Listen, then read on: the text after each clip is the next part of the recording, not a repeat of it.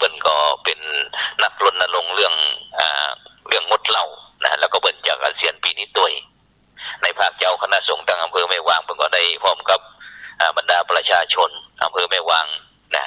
ก็ได้ร่วมกันประกอบพิธีสืบชะตานะคือท่านนายอำเภอหลังจากนั้นในภาคบ่ายก็มีการมอบเกียรติบัตรคือคนหัวใจหินนะคนหัวใจหินนี่ก็คืองดเหล้าตลอดพรรษา3 เดือนได้รับเกียรติบัตรแล้วก็คนหัวใจเพชรนะนี่คือผู้ที่งดเหล้าตลอดชีวิตบ่ข้องเกี่ยวเรื่องเหล้ายาป่าปิ้งตลอดชีวิตนะก็หลวงพ่อพระครูสุทธิยานรังสีนะเป็นผู้มอบไปประกาศเกียรติบัตรนะคือกรรมดาผู้เหล่านี้นะแล้วก็พระครูโสพลปริยัตินะเจ้าของโครงการหมู่บ้านรักษาศีล5งดเหล้าจังหวัดเชียงใหม่ก็ได้มอบเกียรติบัตรนะคือกับหมู่บ้านต่างๆนะที่จะเข้าร่วมโครงการนะไม่ว่าจะเป็นป่าเปากานี่นะใหม่ปางเติมนะอย่างเราเนี่ยนะที่เข้าร่วมโครงการภาษาเนี่ยนะที่งดตั้งใจจะงดเหล้านะเขารับเกียรติบัตรเช่นเดียวกันหลังจากนั้นก็เลยได้ให้กำลังใจถึงฝ่ายคณะสงฆ์แล้วก็ฝ่ายบ้านเมืองซึ่งมีหลวงพ่อเจ้าคณะอำเภอแล้วก็ท่านนายอำเภอพร้อมถึงคุณนายอำเภอนะซึ่งก็มีความคุ้นเคยกันแต่ก่อนก็บอกโอ้ว่าเป็นคุณนายอำเภอ เป็นทำงานที่วัฒนธรรมจังหวัดเชียงใหม่ของเขาเป็นผู้ชำนาญการพิเศษก็คือคุณโยมอรพินนะเปิ้นก็มาขาดฝันมากันเราไปเจอกันที่นั่นนะก็เลยอนุโมทนากับเปิ้นนะหลังจากนั้นก็เป็นการโครงการธรรมสัญจรนะซึ่งทางคณะสงฆ์อำเภอแม่วางเปิ้นก็จัดทุกวันเสาร์นะทุกวันเสาร์นะก็จะเคลื่อนตลอด3 เดือนนี้นะฉะนั้นก็เป็นที่น่าอนุโมทนายินดีนอกจากนั้นวันนี้ก็เป็นวันอาทิตย์นะตั้งแต่เจ้านะวันนี้ก็เป็นอาทิตย์ที่20เดือนกันยายนปีพุทธศักราช2563นะภาคเจ้านี่ก็ฝนตกเทลงมา ทำให้จุ่มชื้นสบายอกสบายใจไปเช่นเดียวกันนะแล้วก็ศูนย์ศึกษาพระพุทธศาสนาวันอาทิตย์นะวัดพระสิงห์วรมหาวิหารก็มีการเปิดการเรียนการสอนตามปกติฝนจะตกฟ้าจะห้องตึงผู้ปกครองตึงนักเรียนมานะหันแล้วก็ตุเจ้าก็ชื่นใจนะ เพราะว่าเจ้าพูดของเขามีความเข้มแข็งนะเดินทางแม้แต่ฝนจะตกตั้งแต่เจ้ามืดนะเปิ้นก็ยังพากันเข้ามาโรงเรียนนะฉะนั้นก็เป็นที่น่าอนุโมทนายินดีหลังจากภาคบ่ายก็ได้เป็นตัวแทนธรรมะเป็นทีมคณะกรรมการโครงการหมู่บ้านรักษาศีล5 หนเหนือนะที่ปรึกษาคณะกรรมการสาธารณสงเคราะห์หนเหนือนะสังฆะพัฒนาเพื่อประชาชนพร้อมถึงโครงการหมู่บ้านรักษาสถานีวิทยุเครือข่ายคลื่นสีขาวนะเดินทางไปที่วัด7 ยอดนะที่ได้นำจตุปัจจัยที่ถึงหลวงพ่อเจ้าคณะอำเภอรองเจ้าคณะอำเภอพระเถระต่างๆพร้อมถึงคณะศรัทธาญาติโยมได้ร่วมเป็นเจ้าภาพกันเตะเพื่อที่จะได้นำไปเป็นทุนการศึกษานะแล้วก็เป็นเงินเพื่อสมทบกองทุนพระกีฬานุปถากหรือว่าพระอาสาสมัครอสวนะเจ้าบ้านเขามีอสมแต่พระเป็นอสวอาสาสมัครในวัดนะส่วนเจ้าบ้านอาสาสมัครในหมู่บ้านนะซึ่งก็คณะสงฆ์อำเภอจังหวัดเชียงใหม่ของเขาก็จะมีถึง25 อำเภอนะจากนั้นก็ทุกอำเภอก็จะได้อานิสงส์ตรงนี้ก็มีกองทุนแล้วก็ได้รับการอบรมนะซึ่งก็มีท่านผู้ช่วยศาสตราจารย์ดร.พระวิสิทธิ์อาจารย์วิสิทธิ์ทิตวิสิทธิ์โทนะจากมหาวิทยาลัยมหาจุฬาลงกรณวิทยาลัยวิเทศเชียงใหม่พร้อมถึงท่านอาจารย์พระครูพิพิธสุดาธรพร้อมถึงทีมงานถึงฝ่ายสาธารณถึงจังหวัดเชียงใหม่ของเขาตัวถึงคุณหมอนะคุณหมอสาธารณสุขประจำจังหวัดนะแล้วก็โรงพยาบาลมหาราชนครเชียงใหม่ตัวก็ได้ลงไปถวายความรู้นะแก่พระอสวนะซึ่งก็ผ่านไปด้วยดีเพราะฉะนั้นสิ่งนี้ก็จะเป็น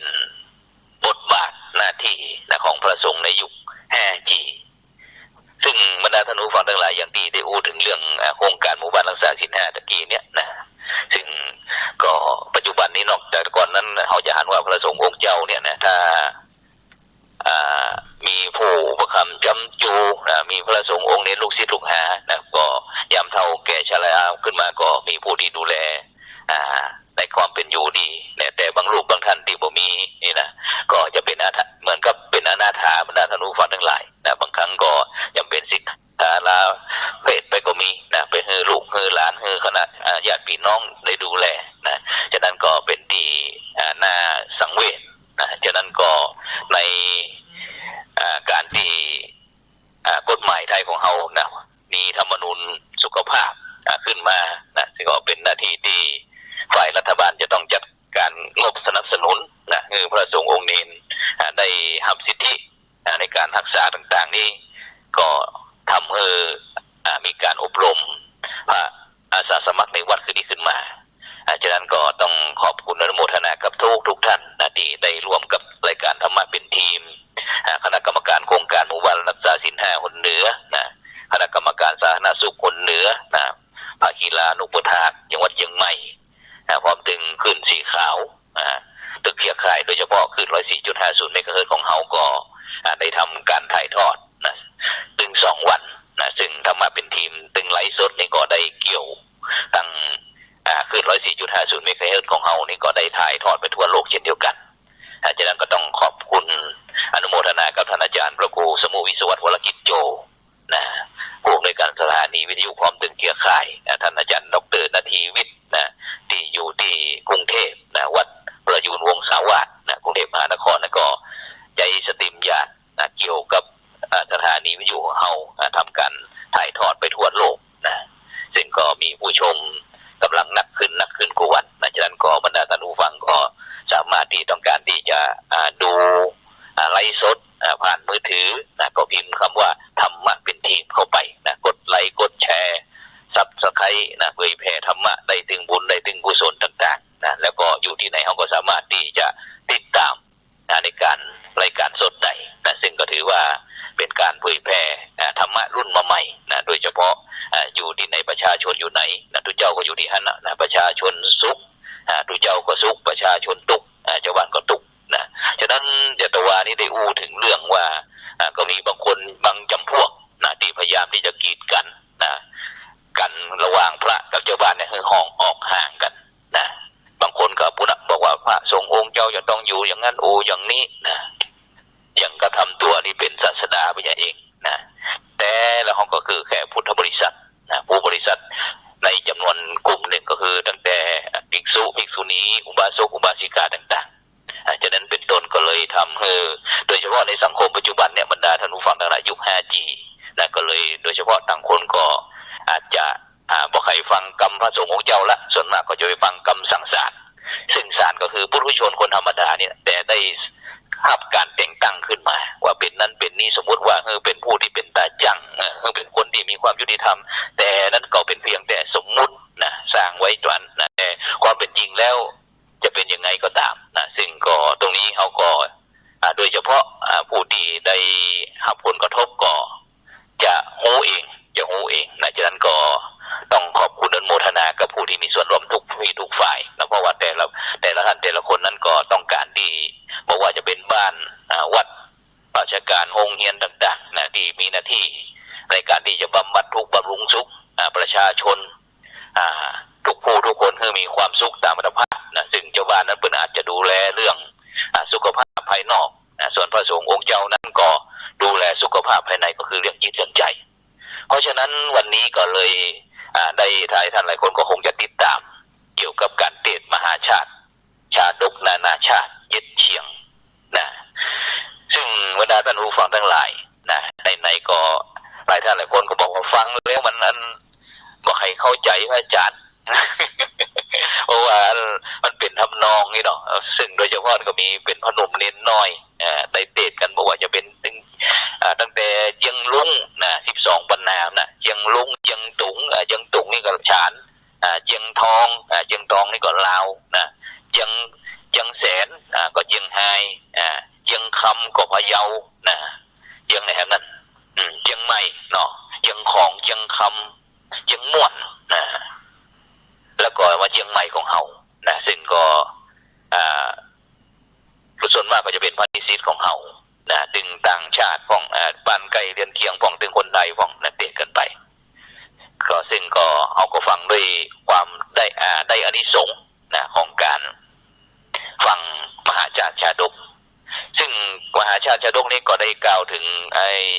ท้ายของพระโพธิสัตว์นะชื่อพระเวสสันดรนะซึ่งพระเวสสันดรซึ่งก็เกิดเป็นชาติสุดท้ายนะที่จะไปเกิดเป็นเจ้าชายสิทธัตถะนะซึ่งการบำเพ็ญบุญบำเพ็ญกุศลนี่เพิ่นก็มีถึง13กันด้วยกันซึ่งตั้งแต่กันทศพรก็คือกันแรกได้กล่าวถึงการอภิเษกของพระเจ้ากรุงสนชัยแห่งแคว้นสีพีกับพระนางพุทธดีพระธิดาของพระเจ้ากรุงมัทราชนะซึ่งในอดีตราชาก็เคยบังเกิดในสวรรค์ชั้นดาวดึงส์แล้วก็เป็นพระมเหสีของพระอินทร์นะเมื่อสิ้นบุญจากดาวดึงส์แล้วเพราะพระอินทร์นั้นหันเครื่องเศร้าหมองของนางพุทธดีก็เลยโดยอัตโนมัติว่า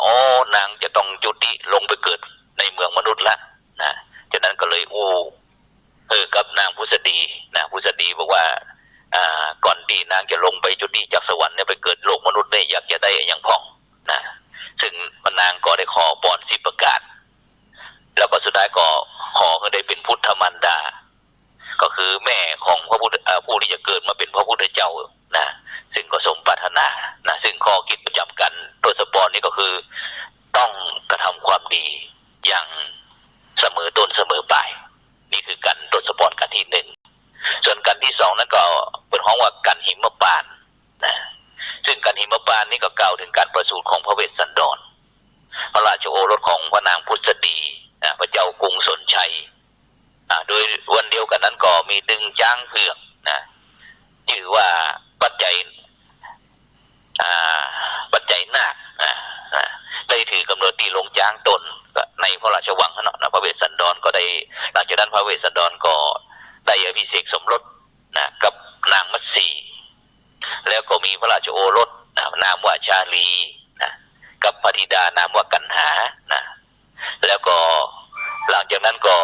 เมื่อครองบ้านครองเมืองนะก็มีพราหมณ์8พราหมณ์จากเมืองกลิงกราชเนื่องจากเมืองกลิงกราชฝนบ่ตกฟ้าบ่ห้องนะบ่เหมือนประเทศไทยของเฮานะเมื่อคืนตะกี้นี่ก็ปะทะหนังจัดรายการนี้ฝนมาซุ่มห่มเป็นห่วงเป็นใยว่าสถานีของเฮาจะเป็นจะใดนะเจ้าเมืองกลิงกราชได้รับความเดือดร้อนเรื่องฝนบ่ตกฟ้าบ่ห้องนะนาก็บ่ได้ยะให้ก็บ่ได้ทำปลูกอย่างก็ตายหมดนะก็เลยปากันมาเกียรติทรัพย์ของพระเวสสันดรว่าเป็นคนที่ใจบุญสุดด่านแล้วพระองค์ท่านก็มีจ้างเปลือกนิดตุยถ้าจ้างเปลือกไปที่ไหนฝนก็จะตกทันก็เลยเจ้าบ้านเจ้าเมืองก็เลยทูลให้กับเจ้าเมืองกลิงกราชมาขอจ้างนะซึ่งพระเวสสันดรก็โปรดยกนะซึ่งก็จะเป็นเหตุสร้างความบ่พอใจกับเจ้าบ้านเจ้าเมืองก็เลยปากันอัปเปหิปากันเดินขบวน เหมือนกับบ้านเฮาปัจจุบันนี้กะเนาะไล่พระเวสสันดรออกจากบ้านจากเมืองแรกๆนั้นก็ถึงก็จะฆ่ากับโยนนะบอกพระเจ้ากรุงสนชัยว่าได้ขึ้นบ้านขึ้นเมืองนะว่าพระเวสสันดรนั่นนะอยู่ดีบอกว่าดีฆ่าให้ตายเนี่ยผลสุดท้ายว่าพระเจ้ากรุงสนชัยก็กำลังพุทธดีก็ด้วยความฮักลูกเนาะก็เลยต่อรองว่าฉะนั้นก็เนรเทศขับไล่ออกจากเมืองอย่านะซึ่งพระเวสสันดรก็โอเคนะตามนั้นนะก็ซึ่งมาถึงเรื่องนั้นพระนางมัตสีนะกับกันหาชาลีนะซึ่งพอโหว่าพระเวสสันดรจะต้องครูขับออกกับป้ากันให้หอนวอนตุกนะพระเวสสันดรก็กลัวลูกกลัวเมียตุกก็เลยบอกอยู่ในวังเนี้ยนะเพราะเขาเนี่ยพิษคนเดียวนะเขาก็จะไปเองแต่ด้วยดีนางมัตสีนี่เป็นกู้ตุกกู้ยากนะบ่สามารถที่จะพัดพากันได้เพราะเกิดมาเพื่อเสริมบารมีกันก็เลยออกไปดึงเมียดึงลูกดึงกันหาดึงชาลีนะซึ่งกันหิมปานเนี่ยพวกนั้นไล่ไปอยู่ที่เมืองป่าหิมปานซึ่งข้อคิดประจำกันนี่ก็คือคนดีเกิดมานำป่าโลกคือร่มเย็นอยู่ที่ไหนไผก็ฮักอยู่ที่ไหนใครก็อีดูสงสารเพราะอยู่ใกล้แล้วมันมีความสุขนะบ่เหมือนคนบางคนเขาเป็นได้เดินขบวนไล่ยก3 นิ้ว 4 นิ้วนะ เนี่ยกันที่2หิมปานส่วนกันที่3ชื่อว่าทานขันธ์นี่พระเจ้ากรุงสนชัยจำเป็นที่ต้องเนรเทศพระราชโอรสนะก็คือพระเวสสันดรเนี่ย ซึ่งพระองค์ก็เสียพระทัยนักเสียพระทัยหนาซึ่งนางพุทธดีก็เลยทูลขออภัยโทษนะแต่ก็บ่เป็นผลสำเร็จพระเวสสันดรก็ทูลลาพระมารดาบิดานะแล้วก็ขอบริจาคทานก่อนที่จะถูกในประเทศไปอยู่ป่าหิมพานต์นะในพิธีสัตตกะมหาทานก็คือจ้างม้าโคนมรถม้าทาสทาสีนะหรือว่าคนใจทาสีทาสาเนี่ยก็คนใจตึงไม่ยิงตึงปัจจัยอย่างละ700นะบริจาคคือคนทั่วไปนะกันที่3ก็จบนะซึ่งข้อคิดประจำกันนี่ก็คือความรักของแม่นะความห่วงของภรรยาที่มีต่อสามีส่วนกันที่4ชื่อว่าวนประเวทนะซึ่งได้กล่าวถึงกษัตริย์ทั้ง4นะเมื่อได้ถูกเนรเทศไปสู่ป่าหิมพานต์ก็ได้เสด็จมาถึงเมืองตุลานครบรรดากษัตริย์ก็ได้ทูลเชิญให้พระเวสสันดรเนี่ยช่วยกันครองบ้านครองเมืองนะเมืองตุลานครนั้นนะถือว่าเป็นพี่เป็นน้องกันช่วยกันปกครองแต่พระเวสสันดรก็ได้ปฏิเสธนะซึ่งพระเจ้าเจตลาดก็ได้พราหมณ์เจตบุตรนะซึ่งเป็นพราหมณ์ป่าอยู่ไกลทำมาหากินแถวป่าหิมพานต์นั้นใครจะเข้าป่าหิมพานต์จะต้องผ่านพราหมณ์เจตบุตรก่อนก็ไปส่งพระเวสสันดรพระนางมัตสีแล้วก็กันหาชาลีนะซึ่งก็ได้ไปปฏิบัติธรรมนะสร้างอาสมนะที่ป่าหิมพานต์ก็ปฏิบัติธรรมกันนะก็อยู่ด้วยความสุขกายเย็นใจนะซึ่งกันนี้ก็เป็นบอกว่ายามเห็นใจนะยามจนยามเจ็บยามจากเป็นยามที่ควรเราจะกำลังใจกันความเหลียวแลที่ดูสงสารเมตตากรุณาปรารถนาดีต่อกันคนนี้นะวนประเวทกันที่4ส่วนกันที่5ก็ชื่อว่ากันชูชกนะซึ่งได้อู้ถึงเรื่องชูชกพราหมณ์นะเท่าผู้พราหมณ์เท่าอิตาบานห้องนะเป็นเจ้าเมืองกลิงกลาดนะซึ่งก็มีภรรยาสาวชื่อว่านางอมิตตาซึ่งก็ผลปฏิบัติชูชกพราหมณ์นี่เป็นอย่างดีซึ่งพราหมณ์หนุ่มในหมู่บ้านก็ป้ากันอิจฉาตาฮ้อนนะเพราะว่าหันนั้นนางอมิตตาเนี่ยนะได้ผัวเท่าแล้วแต่ก็นางก็ได้ทำหน้าที่ของนางนะทำหน้าที่ของแม่บ้านเป็นอย่างดีตักน้ำหุงข้าวดังไฟยามมาหากินปัดหอกวัดห้องหอบ้านจองบ้านตีหน้าอยู่ตีหน้าอาศัยส่วนเจ้าบ้านตัวไปก็ป้ากันเล่าควนกันพ้องป้ากันเล่นไพ่เล่นไฮโลกินเหล้าเมายากันนะป้ากันไปสิ่งที่ผิดศีลผิดธรรมนะก็เลยเนี่ยบางครั้งก็เนี่ยสามีทั้งภายในหมู่บ้านบ่พอใจก็ป้ากันด่าป้ากันทะเลาะเบาแวงกันก็ยกตัวอย่างวันไปพอดูนางอมิตตาเนี่ยเมียผู้พราหมณ์เท่ามันขยันขันแข็งขนาดไหนซึ่งภรรยาหรือว่าเมียในหมู่บ้านแม่หญิงในหมู่บ้านเมื่อได้รับผลกระทบนะก็เลยป้ากันไปดัก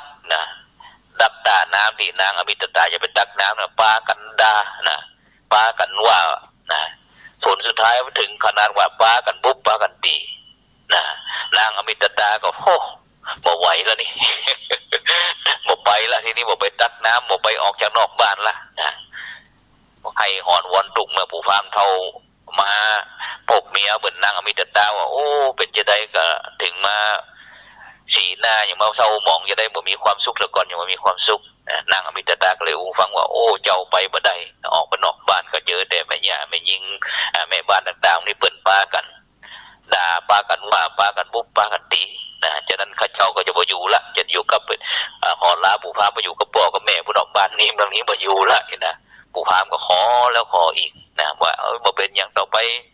ข้าจะออกไปจัดการเองไปตักน้ำหุงข้าวนางอยู่มีแต่นอนอย่างเดียวไม่ต้องไปไหนนะผู้พราหมณ์ก็หักนางอมิตตาดูนะแต่นางอมิตตานี่เป็นบอกว่าเป็นเมียเป็นผู้ที่จะต้องรับใจ